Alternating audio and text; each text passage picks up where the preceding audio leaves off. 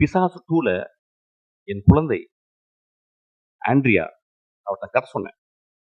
அதுல ஒரு தாய்க்குள்ள பேய் சொன்ன. அந்த பேய் நிறைய விரசமா இருக்கா, அதுக்கு நிறைய நிர்வாண காட்சிகள் தேவைம்மா, நடிக்க முடியுமான்னு கேட்டேன்.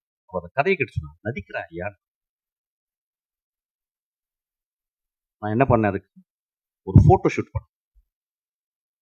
அந்த போட்டோ ஷூட் ஒரு பெண்ணால் எடுக்கப்பட்ட போட்டோ ஷூட் ரெடி ஆயிடுச்சு.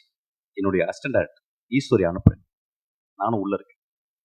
அவள் அந்த பெண் அந்த அந்த அந்த அந்த மிகச்சிறந்த ஆக்ட்ரஸ், மிகச்சிறந்த ஆளுமை.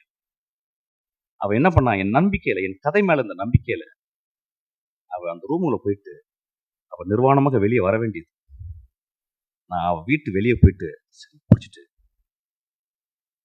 நான் அப்படியே ஆஃபீஸ்க்கு போயிட்டேன். அவ ஃபோன் பண்ண, எங்க சார் இருக்கீங்க?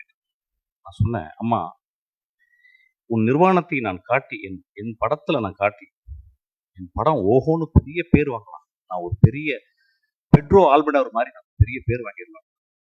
ஆனா உன்னுடைய நிர்வாணத்தை காட்டி நான் என் படத்துல காட்டினேன்னா, போஸ்டர்ல காட்டினேன்னா, அதை பார்க்கும் இளைஞர் நான் பார்த்த பார்வை மாதிரி ஒரு இலக்கியமாக அந்த திரைப்படத்தை பார்ப்பாங்க, விரசமதமா பார்ப்பாங்க. அந்த காட்சி வேணாம்னு சொல்லிட்டு வந்தீங்க.